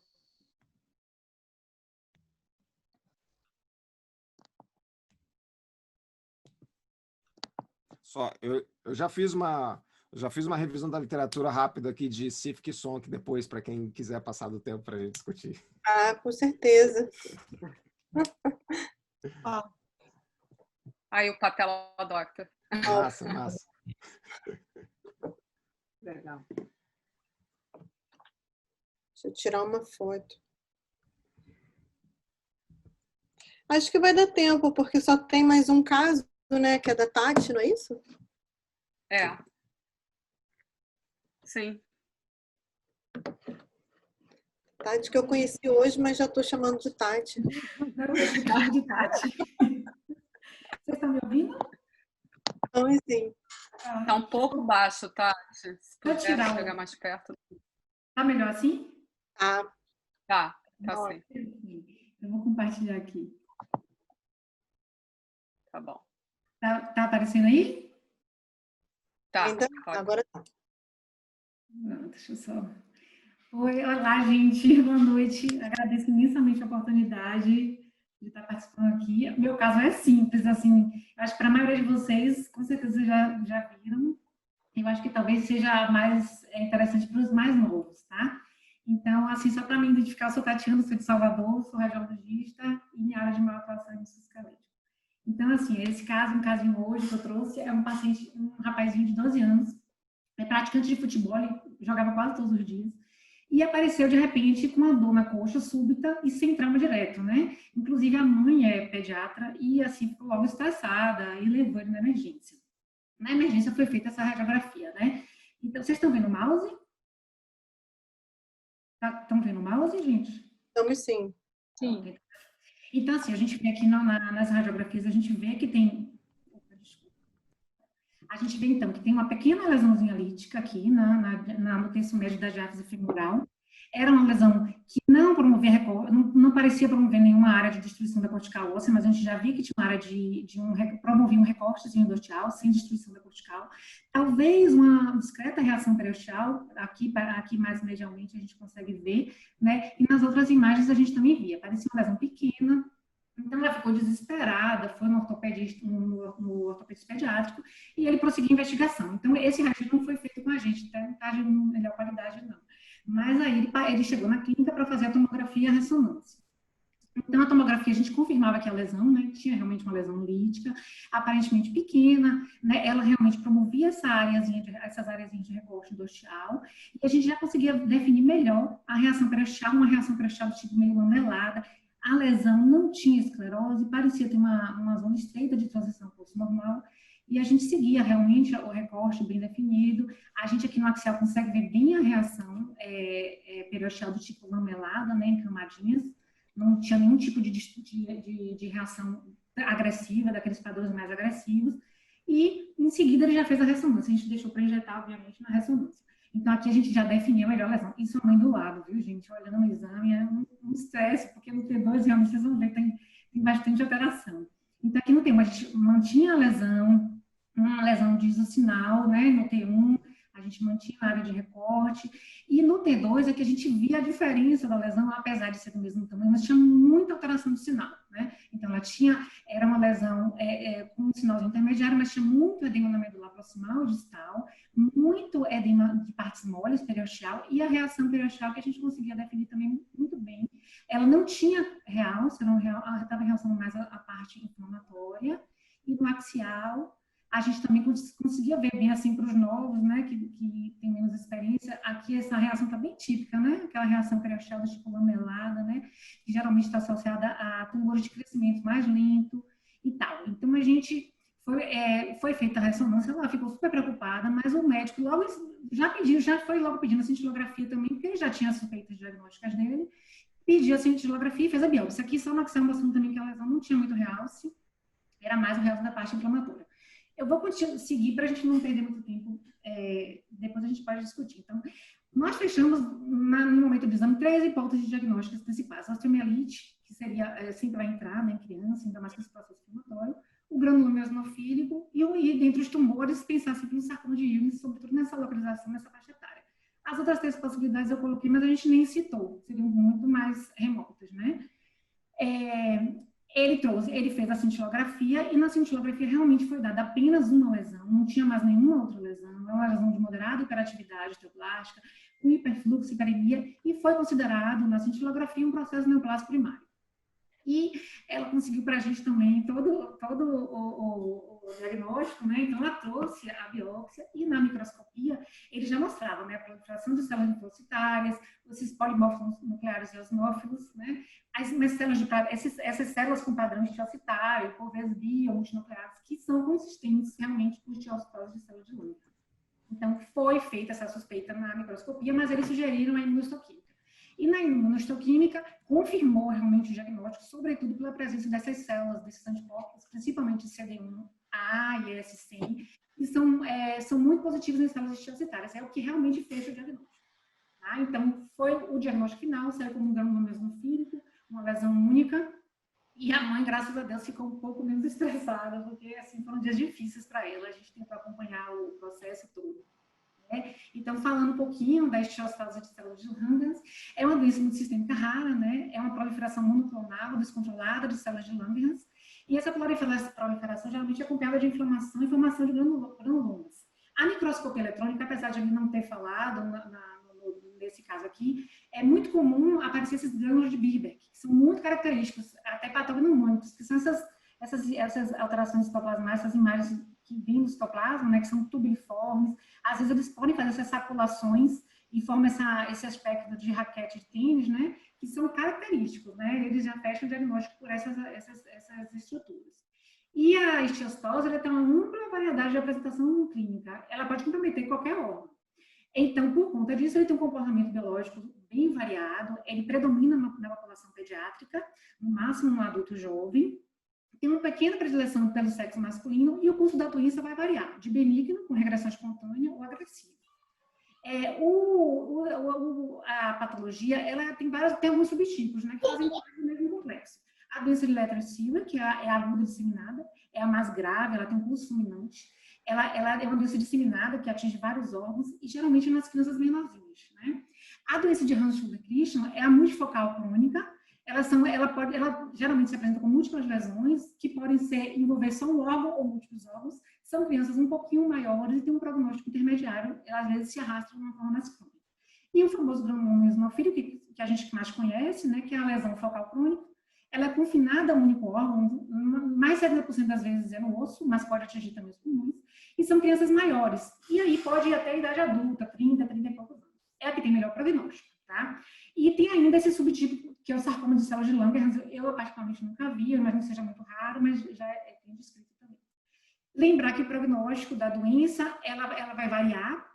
O granuloma eosinofílico, graças a Deus, é o mais comum e talvez seja o mais comum e é o que tem uma sobrevida melhor, mais de 95%. E quanto mais órgãos envolvidos, pior vai ser essa sobrevivência, né? Pior vai ser o prognóstico. Só vou falar das manifestações esqueléticas rapidamente, com alguns exemplos, porque eu fiquei com medo do tempo. Então, assim, é o órgão mais envolvido, em 60% a 80% dos casos. A localização é a localização mais comum quando a doença é isolada, no caso, que é o que a gente conhece o granuloma, né, o eosinofílico. São em crianças mais velhas e adultos jovens, como eu já falei, predomina um pouquinho no sexo masculino, e vai variar de assintomático a assintomático. No caso de sintomáticos, algumas publicações falam que ela se dá pela produção dessas prostaglandinas, por reabsorção medular e vai causar esses sintomas. Eu imagino que talvez seja o caso do menino, né? Ele já podia ter mais tempo e de repente fez aquele processo inflamatório ali todo, e a dor talvez seja por ele mesmo. Então, a localização ela tem uma distribuição ampla, é muito mais comum no crânio, a gente geralmente pega até achadas de imagem, e vai de forma decrescente pelve, fêmur, a costela, que é mais comum nos adultos, úmero, na mandíbula e na coluna. Então, só mostrando aqui uns achados de imagem rápido, porque eu achei que eram só 5 minutos, aí eu fiz muito rápido. Então, aqui só mostrando a lesão lítica, né, na calota craniana. Aqui um outro exemplo, uma reconstrução 3D, aqui um outro exemplozinho também. Aqui é a lesão da mandíbula, né, a lesão lítica, então a gente está sempre ligado nessas lesões, nos pacientes jovens, né, pensar no diagnóstico diferencial, a ichtiostose. Aqui a famosa vértebra plana, né, que a gente também já conhece. Aqui um outro casozinho de vértebra plana. Aqui um casinho da radiologia, foi um relato de caso da radiologia brasileira, que achei bem parecido com o meu, só que ainda mais exuberante. Então, a gente via que a lesão lítica maior, a gente já conseguia ver no raio-x bem a reação periaxial também do tipo lamelar. Aqui a lesão, com a mesma intensidade de sinal, o mesmo processo inflamatório circunjacente na medular e nas partes moles, e o mesmo padrão de reação. Então, assim, o sarcodilme também faz esse padrão lamelar. Então, assim, é muito difícil fechar o diagnóstico só no exame de imagem. A gente não tem como fechar. Realmente, o que vai dar o diagnóstico é a biópsia para a gente ter certeza. Porque, assim, aqui dá para a gente... Poderia ser um sarcodilme, claramente, assim, tranquilamente. Aqui também um caso da radiopídia que eu achei interessante, eu trouxe justamente para vocês, fixem essa imagem, para vocês verem uma coisa interessante. Então, aqui era um caso de uma criancinha de 10, 11 anos, se eu não me engano, e tinha essas lesões, né? Essas áreas líticas, com a esclerose em volta, múltiplas áreas líticas. Eu não sei se talvez em outros anos pudesse ver componente de partes moles, mas tinha essas lesões de aspecto mais crônico, né? Mais arrastado, e a criança já tinha, inclusive, uma artrose avançada. Aí o que acontece? Praticamente na mesma semana daquele caso que a gente pegou de granuloma, apareceu essa paciente na clínica. Paciente feminina, 32 anos, péssima informante, a história dela era, assim, a entrevista dela não tinha doença nenhuma, ela não tinha nenhum antecedente, inclusive não tinha exames anteriores, e chegou para o exame de rotina. Eram 2 quadris. E aí a gente se depara com esse exame. Então, assim, são as 2 quadris, vocês vão ver praticamente as mesmas imagens, então tem essas áreas, né, de lise óssea, com esse tecido de alteração de sinal, né, com hipersinal heterogêneo T2, eles rompiam a cortical óssea, ia para as partes moras, mas a gente via que tinha uma área de esclerose em volta, esse tecido, ele se estendia aqui, ele se estendia para o espaço articular também, ele ia para as partes moles. Agora, sempre com esse padrão meio tumuliforme, né? Apesar de bizarro, assim, eles tinham essa orla, parecia uma coisa de crescimento arrastado, lento. Aqui do lado esquerdo já pegava também o ilíaco. E o mesmo padrão, inclusive desse lado, olha que estranho. Porque a imagem, ela saía, passava o forame isquiático e ia subindo tudo aqui, ó. Inclusive ia se estendendo para a sacroiliacus e para a região inguinal, olha para isso. Então, ela subia aqui, fez essa imagem aqui, essa nodulação na região inguinal. Então, a gente ficou desesperado sem saber o que era isso. Mas a gente achava que, apesar de bizarro, de feio, eram lesões de aspecto crônico. Ela devia ter alguma patologia crônica. E como ela não ajudou muito, a gente acabou ligando para o médico assistente, que também não ajudou, porque não colocou no pedido. E aí a gente descobriu que ela era paciente já há muito tempo, com diagnóstico de esteocitose, e fazia acompanhamento de longa data, mas que não quis dar exames anteriores e realmente não ajudou na história. Então, só para mostrar aqui na axial, a lesão, o realce, né? Um realce até bem importante. E só para mostrar aqui, eu fiz essa analogia, porque a gente não tinha o raio-x dela, por isso que esse caso não está assim tão bom para apresentar, porque a gente não tinha muita coisa bonita assim para mostrar, nem anatomia, nem nada. Mas assim, eu fiz uma analogia pensando que se eu fizer o raio-x dela, deve ter mais ou menos o mesmo aspecto dessa da literatura, com essas lesões, né, as líticas, com essa esclerose em volta, né, e a gente é uma outra forma de apresentação da esteocitose. Aqui seria também, se a gente não tivesse diagnóstico, entraria vários diagnósticos diferenciais, né, nesse caso dessa paciente, e lembrar rapidamente do tratamento, ele pode ter resolução espontânea, sobretudo esses granulomas, muitas vezes os ortopedistas falam que na biópsia, só o ato da biópsia já faz com que melhore esse processo inflamatório e essa fibrose se dá em 1 a 2 anos. Mas caso o paciente tenha dor persistente, lesões extensas, uma localização perigosa, o risco de fratura, existem várias formas de tratamento, como a excisão ou curetagem com enxertia, a terapia com corticoide, a quimioterapia, a ablação por radiofrequência e a radioterapia. Então, tem vários tipos de tratamento a depender de cada caso. Era isso que eu queria mostrar. Obrigada. Não sei se eu passei aí do tempo. Obrigada, gente. Nossa, que foi maravilhoso. Obrigada por compartilhar esse caso com a gente, Tati. Nossa, Tati, eu ia falar que era osteomielite, aquele quadril fácil. Eu também. Era a primeira hipótese. Aline, posso fazer uma pergunta? Claro, pode. Oi, é Clarissa. Posso fazer uma pergunta? Vocês acham que a difusão ou a perfusão daria para ajudar nessa diferenciação? Olha só, Tatiana, não tem nada de básico nesse caso, tá? Tem umas 2, 3 semanas eu laudei um exame, tasquei osteomielite no exame e era um Ewing, quer dizer, era um linfoma, era um tumor de células pequenas azuis, entendeu? Então, cara, a gente se depara com isso todos os dias, não tem nada de básico. Maravilhoso. Não, tem que dar realmente esses 3 diagnósticos. Se a gente der isso aí para o médico, a gente não vai errar e vai estar dentro desses 3 possibilidades. Então, entre o granuloma eosinofílico e o Ewing, nesse caso, será que a difusão ajudaria? Será que a difusão mostraria uma área não tão restrita quanto o Ewing, que é o mesmo padrão do linfoma, né? Tumor de células pequenas azuis, hipercelular e muita restrição? Será que ajudaria nisso? E a perfusão também, não sei como é que seria. Você sabe, Sil? É uma pergunta mesmo, eu não lembro como é que é a perfusão do granuloma. A gente não está usando lá na prática muito isso, não. Agora eu acho que vale a pena. Eu não sei se talvez aí... Talvez aí, no caso do granuloma, se for uma coisa mais aguda, talvez até restrinja também. Eu acho que a difusão também não ajude muito. Mas nesse último caso, eu imagino que ajudaria, porque aí é uma coisa mais crônica, né? Eu não sei se Entendi. Hematosas. Talvez se visse uma ADC muito marcado, né? Talvez desse para pensar um pouco mais na lesão tumoral. E a perfusão eu já não sei também se teria espaço, né, para o diagnóstico diferencial. Mas só pensando uma maneira de tentar ajudar a diferenciar, né, essas lesões, que é muito difícil mesmo. Às vezes a gente cai do cavalo. Observação legal, o teu caso tinha o sinal da penumbra, que era um sinal muito não, assim, muito ligado à osteomielite, mas que tinha, quando eu estudei, tinha granuloma potencial para esse sinal. E se você olhar teu quadril, estava lá o T1 com aquele sinalzinho que parecia penumbra. Por isso até que eu ia pensar muito em osteomielite. Bem legal. Deixa eu te perguntar uma coisa, Tatiana. Essa última paciente que parecia até osteomielite, teve alguma intervenção deles pegarem uma quantidade grande daquele material e ver se era necrótico, como é que era aquilo? A gente não tem nada, é por isso até que eu deixei por último, porque assim, eu queria mostrar esse caso, mas a gente teve muito pouca ajuda. Era uma paciente, eu não sei se ela era do interior, era muito mal informante. A gente não tinha exame nenhum dela. A gente só conseguiu sugerir a esteocitose no laudo, assim, a alteração a doença de base, porque o médico passou, mas nem no pedido o médico colocou nada. Então, a gente realmente ficou sem segmento. Não é um caso assim, não é nem bom para apresentar, porque a gente realmente não tem como um menininho, que eu tinha tudo, até imunohistoquímica e tal. Essa paciente, eu não sei se ela é traumatizada, alguma coisa com a doença dela, ela, assim, não quer ajudar, ela não passava informação nenhuma, entendeu? Se não fosse o médico, a gente não ia nem saber o que ela tinha. É o tipo de paciente difícil mesmo. Pois é. Porque uma patologia, eu acho que ia até ajudar nisso, né, Clá? Para a gente ver como é que tinha bastante... Oi, gente, tudo bom? Posso fazer... Eu estava assistindo aqui, gente. Muito bons os casos, obrigado.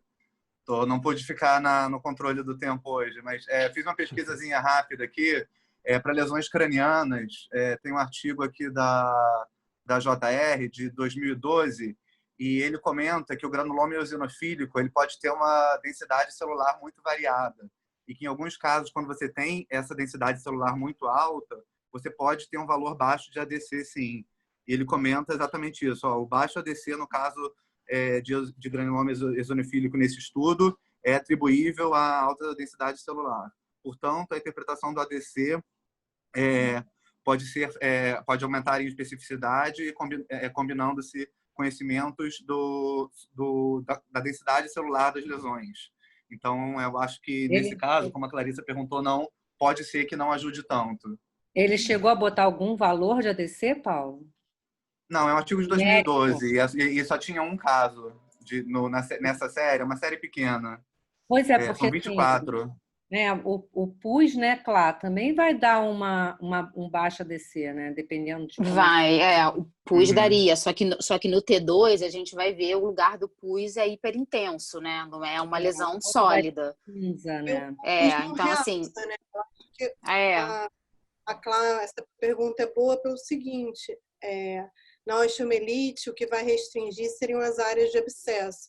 E essa área de abscesso ela não realça, é um conteúdo líquido, mas por ser viscoso, denso, ele restringe. Já nos granulomas, nos tumores de pequenas células, né, ele vai impregnar. Você tem um ADC muito baixo, né, geralmente abaixo de 0,8 e abaixo de 1 com certeza, mas nos tumores de pequenas células até abaixo de 0,8, que é o que a gente costuma ver, e é sólido, né? Então você vai ter uma área de hiperperfusão e hipercaptação. Então ajuda a diferenciar da osteomielite, sim. Pois é. Uma neoplasia sólida. Mas é que a única coisa que ajuda naquele caso dela é aquela extensão daquele tecido para partes moles. Aquilo está muito estranho, né? Como se fosse um tecido necrótico. É por isso, ele não está... Mas aquilo ali está infiltrado, né, Vanessa? Acho que aquilo ali está infiltrado. Eu acho que uma dica ali, uma pista que a gente vê bastante no Clube do Osso é isso. Geralmente o sarcoma de Ewing, você vê massa de partes moles muito grande. Às vezes você nem vê a lesão óssea e vê uma massa de partes moles muito grande. Ao contrário, quando é o granuloma eosinofílico pelo processo inflamatório ou a osteomielite, você vê aquela infiltração que você via nessa lesão, mas você não via massa de partes moles. Eu acho que às vezes essa dica é interessante pela macroscopia. não querendo entrar aí, né, nessas outras questões aí da ressonância mais avançada, entendeu? Pois é, mas esse caso, até eu acho que eu me desliguei, mas tinha impregnação pelo contraste daquela parte, componente partes moles ali? Eu acho que não, né? Tinha, impregnava tudo em volta, mas no aspecto mais infiltrativo, né? Não era massa, né?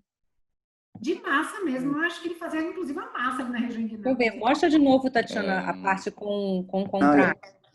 Eu acho que estão falando do primeiro caso, Tati. Não, eu estou falando do segundo. Segundo? Eu estava falando do primeiro. Não. O Chico estava falando do primeiro. Com o segundo, não do primeiro. Tá. Lá embaixo do quadril. Realmente. O do quadril que eu fiquei. Isso, o granuloma ele não realçava não. Ele era o realço periférico. Eu também teria ido no abscesso, infecção aí, com certeza. Agora você sabe que lá na clínica a gente não pensou inicialmente em abscesso. Até porque, como ela é filha de médico, e o menino é filho de pediatra, ela já foi com um cirurgião ortopédico muito famoso aqui em Salvador. Então, ele já disse para ela que ela é granuloma. Assim, ele praticamente fechou o diagnóstico pelo raio-x de granuloma. Então, ela já foi meio que preparada para uma coisa benigna. Agora, realmente, quando a gente viu aquele T2 no coronal, ela mesmo tomou um susto na hora. Ela não entende direito de ressonância, mas ela mesmo viu muita alteração. Ela parecia que para ela que ele já um tumor imenso, gigantesco, de 10 centímetros. Entendeu? Mas, assim, ele já veio com a hipótese, assim, do colega, mais para granuloma mesmo. Ele não pensou em osteomielite no início, não. Pois é, essa última aí é... Peraí, aqui é o real, aqui é o pós-contraste. Ah, tudo realça pelo contraste, eu tinha perdido isso. Você desculpa, Tatiana. Não, tudo inclusive. Agora é assim, uma coisa bem definida, né? Uma coisa que não é mais tumor mesmo de partes moles. Osteomielite crônica, algum germe. Isso. Uma coisa eu pensei em BK. É BK, pensei nisso, alguma coisa. Alguma coisa indolente aí. Ia ter umas lojas ia ter linfonodo perto, ia ter coisa não impregnando, né? Tipo, e assim, o que eu achei interessante é que, junto com aquele outro caso da literatura, eu acho que se eu fizer um raio-x... peraí, que eu tenho que botar na... Não, realmente confunde, mas é o que você botou ali, né? Mas... Eu acho que se essas duas imagens aí... Toda a penumbra. Se eu fizer um raio-x ali, porque aqui a gente só vê uma, né? No raio-x a gente veria as outras todas que ela tem. Eu acho que fica bem parecido uma com a outra. Vou ficar com medo de laudar osteomielite agora. Por isso que eu não acredito nesse... Por isso que eu não acredito nesse discursinho de começo de caso. Olha, esse caso é só para o pessoal mais novo, pessoal mais velho, lá. Eu não acredito, eu não acredito. Eu tô achando que o meu era ridículo. Eu não acredito. Os velhos tudo aqui debatendo, discutindo. Mas aí, calma, juntando essa impregnação com uma difusão baixa, acho que chegaria mais, né? Próximo de uma lesão que não fosse osteomielite. A Karina mostrou uma osteomielite no início, né, Karina? Que aí fez o diagnóstico diferencial. Sabrina. Todos os sinais que ela descreveu aí estavam no meu caso. Mas assim, a gente pode fazer... Não, mas aquele seu abscesso não impregnar. É pneumônico, hein? Que não é... E você vê que a biópsia tudo veio certinho, assim, não tem nem como a gente pensar em outra coisa mesmo, porque até imunohistoquímica vê células bem típicas mesmo, então assim, não tem... Agora, assim, eu acompanhei depois o menino, liguei para a mãe, o menino ficou ótimo, voltou a jogar bola, ele melhorou só com a biópsia, ele não fez mais nada. Só fez com a biópsia. Fêmur, né? O do fêmur, né? O primeiro. Essa segunda eu deixei por último, justamente porque eu não tenho muita informação, entendeu? Eu até deixei mesmo porque eu achei bonito. E é a mais estranha, né, Tatiana? Que é a mais difícil. Mas assim, não tinha exame nenhum para ajudar, mas... Eu nunca vi assim, nem na ressonância, nem naquele raio-x. Eu nunca vi nem discussão clínica, esse tipo de manifestação. Achei muito bacana. Também achei bem. Parabéns. Parabéns. Você trouxe mesmo. Tá bom. Bom. Olha só, a reunião em si, o Rodrigo ficou de falar agora pra gente, não foi isso? Eu ouvi dizer. Não, se vocês quiserem terminar. Tipo assim, eu fiz um apanhadozinho aqui dos artigos, porque faz pouco tempo que eu estudei isso para fazer aula, né? E da CIFC e da SONC. E, tipo, o que a Karina falou, a Karina mandou muito bem aí, né? Dessa diferenciação da CIFC e da SONC, que dando uma olhada aqui nos artigos, deixa eu compartilhar aqui a tela com vocês, bem rapidinho. Aqui, ó. Por exemplo, tem esse artigo aqui, que era um dos artigos que eu lembrava, que eu tinha visto, que é esse artigo do Yamamoto aqui, ó. Tá? Esse artigo do Yamamoto aqui, ele divide esses pacientes com essa osteonecrose espontânea em vários graus, até do estágio 1 ao estágio 4. Ele é de 2000 com histologia. E aí ele começa no estágio 1 e no estágio 2 com as fraturas subcondrais, e no estágio 3 e 4 ele já vê áreas de osteonecrose entre a linha de fratura e a placa óssea subcondral, que é bem o que a Karina falou. Então, isso vai super de encontro digamos assim, a coisa começa com uma sífique e vira SONC, ou começa com a sífique e vira uma osteonecrose mecânica depois.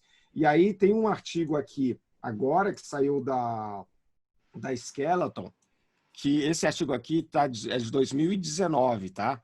Esse artigo aqui de 2019, ele usa essa graduação, mas ele usa tudo para sífique, tipo assim, ele não transforma de sífique em SONC, mas no grau 3/4, no grau 4 da sífique, ele fala que tem osteonecrose, sabe? É mais ou menos, é o que a Karina falou, só que aqui eles chamam tudo de sífique, mas é uma sífique com early osteonecrosis, ó. Grau 4 com early osteonecrosis, mostrando então a graduação com osteonecrose.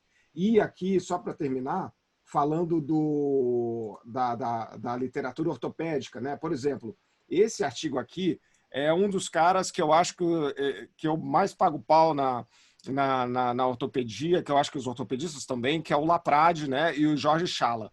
E eles lidam muito com ruptura de raiz meniscal, essas coisas, então eles acabam estudando muito de sífica e SONC também por conta disso, porque é uma das complicações, né? Então, olha só, um artigo da American Journal of Sports Medicine de 2019, chamando ainda de Spontaneous Osteonecrosis of the Knee, e aqui ele fala, ó, a call to revisit nomenclature. Então, aqui, mostrando, ó, falando aqui que a maioria dos casos eles viram que começava com uma fratura subcondral, e, enfim, mais a fisiopatologia aí que a Karina falou e que a gente está discutindo, e que aqui ele fala, ó, nós acreditamos que o termo SONC é uma misinterpretation da etiologia e patogênese e que deve ser substituída por fratura subcondral do joelho, né? Futura elucidação é requerida. Mas eu acho que é isso daí. Eu acho que a SONC é a necrose mecânica, como a Karina acho que colocou muito bem, assim, é a evolução da sífique se não tratada, um grau evolutivo maior da sífique, como também coloca no artigo da Skeleton. Então, eu achei super legal. Eu acho que a revisão, que a Karina ela tem o poder de tocar na ferida de umas coisas meio que não são fáceis e que a gente sempre fica meio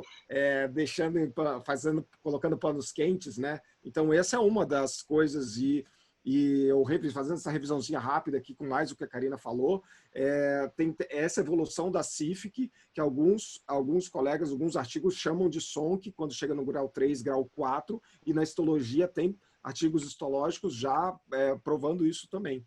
Então é isso, assim, tipo, eu estava aqui, nos meios dos monitores, olhava uma coisa, olhava outra. Só aproveitando o comentário, eu concordo com tudo que você falou, mas em relação à osteonecrose secundária, não primária. Certo. A osteonecrose primária aí vai muito, às vezes, do paciente com uma doença de base, alguma coisa assim, né? Essa daí... hipertensão medular é a principal causa. Oi? A principal causa de necrose primária é hipertensão medular. Assim, os artigos que eu vejo, Thiago, falando que começa com fratura subcondral e depois evolui para osteonecrose, na maioria dos casos. Mas, assim, se você me mostrar a literatura, cara, eu vou ficar muito feliz de ver isso aí. O que eu quero dizer é que os dois estão certos. Você está falando que a CIF vira osteonecrose. Perfeito. Certo. Mas a gente tem que lembrar que a gente está falando de uma osteonecrose secundária. Certo. A osteonecrose primária, ela pode acabar em CIF. Certo, concordo. É só isso que eu queria deixar claro. Eu acho que tudo isso está certo. Todas essas visões estão certas. Tanto a CIF gerar uma osteonecrose, quanto a necrose acabar em CIF. Saquei. Só isso que eu queria, tipo, deixar claro para o pessoal, que eu acho que tudo está certo. E o que você vê mais no consultório? A osteonecrose tipo, essa osteonecrose Primária, da sem sífica, a primária, que vira mais assim, nesses casos, é associado à rotura meniscal, alguma coisa assim? Ou Então, o paciente não tem... invariavelmente, quando ela vai chegar já no grau 4, 5, vai ter lesão de partes moles. Então, assim, chega um coxinho no 4 ou 5, vai ter lesão de partes moles, invariavelmente. E assim, é aquela história, a primária, ela não tem como você cessar. Ela vai evoluir para grau 5, a questão é só tempo. Então, todos esses pacientes com primária, uma hora vão ter lesão meniscal, vão ter lesão de tudo. Mas a primária, então, ela não começaria como uma lesão meniscal, nada disso? Não. A lesão meniscal seria consequência da primária. Tanto que a primária, ela não é nem articular, ela é de osso subcondral.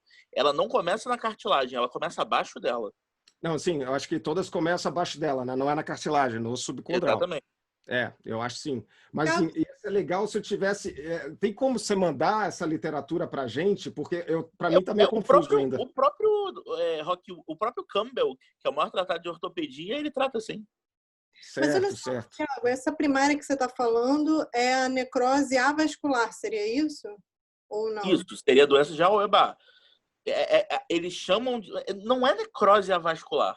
Ela é totalmente dependente de... seria necrose idiopática ou primária de joelho.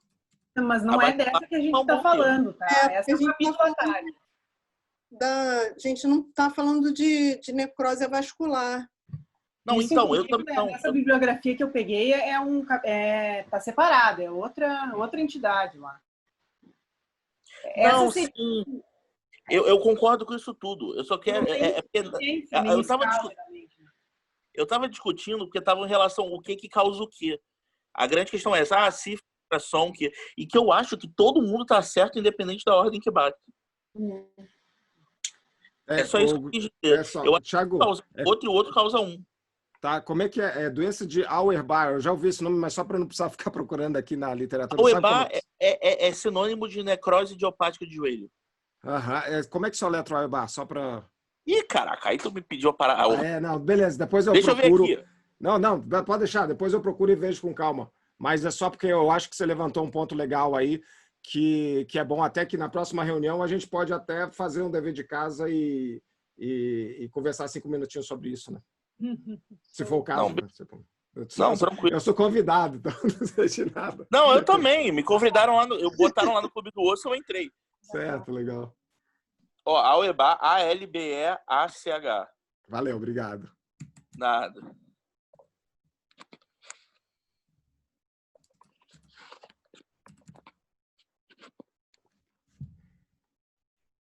E eu estava mutada. Alguém quer fazer mais algum comentário ou falar mais alguma coisa? Gente, adorei os casos. Rodrigo, obrigada por essas explicações finais. Vocês estão... Não, sim, né? Obrigado, eu que agradeço. Isso aqui para mim isso aqui... a todos que comentaram, Sabrina, Tati, Elcio, que já saiu, e me esqueci de alguém. Enfim, obrigada a todos, de verdade. Vocês fazem a nossa reunião ser um sucesso, a gente aprende muito. Eu que agradeço. Eu sou muito grata a todo mundo que faz casa. Gente, quem quiser trazer casa, a linha que me perguntaram aqui no privado, é só entrar entre uns 10 minutinhos antes e avisa que tem caso que a gente vai colocando na fila aqui. Tem espaço para todo mundo aqui. Gente, só uma coisa, não vai acabar não depois da pandemia, né?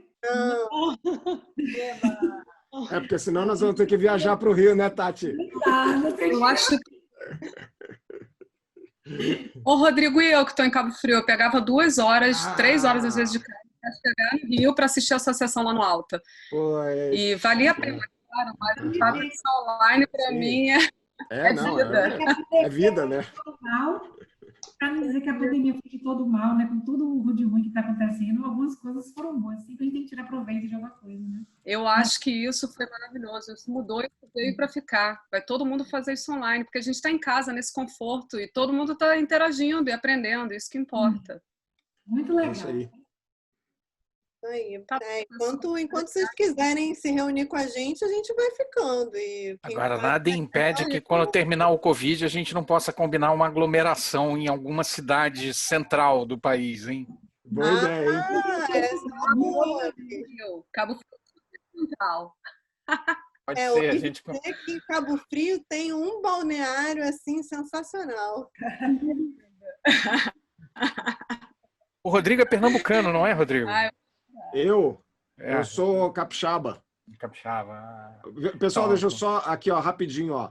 Eu encontrei aqui na literatura uma descrição aqui da doença do Auerbach aqui, só para ler rapidinho para vocês. Posso ler? Pode. Então vamos lá. Descrita inicialmente a osteonecrose idiopática do joelho, tá? Como doença diferente da osteoartrose e da osteocondrite dissecante do jovem. A osteonecrose idiopática acomete geralmente mulheres, 3:1, com mais de 55 anos de idade, 4:1, obesas, 60%.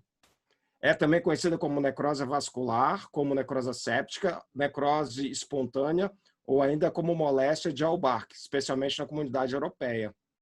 É isso, né? Eu acho que é muito confuso aí, eu acho que está confuso as coisas. Só para a gente... É o som que... O epônimo do som que... Mas beleza. Show, gente. Tchau. Mas, capixaba de Colatina. Pedro. Legal. Falou, um abraço. Tchau. Bacana. Pô, obrigado. Valeu. Obrigadão, gente. Muito bom. Obrigada aos cariocas que convidaram. Muito obrigado. Karina Polêmica, venha sempre. Arrasa. Já quero o tema polêmico do mês que vem, viu? Qual vai ser o tema do mês que vem? Eu vou trazer um caso fácil no mês que vem, tá bom, galera? Tá bom. Chega desse assunto de caso fácil, porque não tem isso. Isso não existe. Isso... Não, olha, sabe o que eu tô ansiosa para ver, pessoal? Eu tô ansiosa para ver o resumo que o Rodrigo vai colocar no Instagram. Eu não sei se você viu no passado.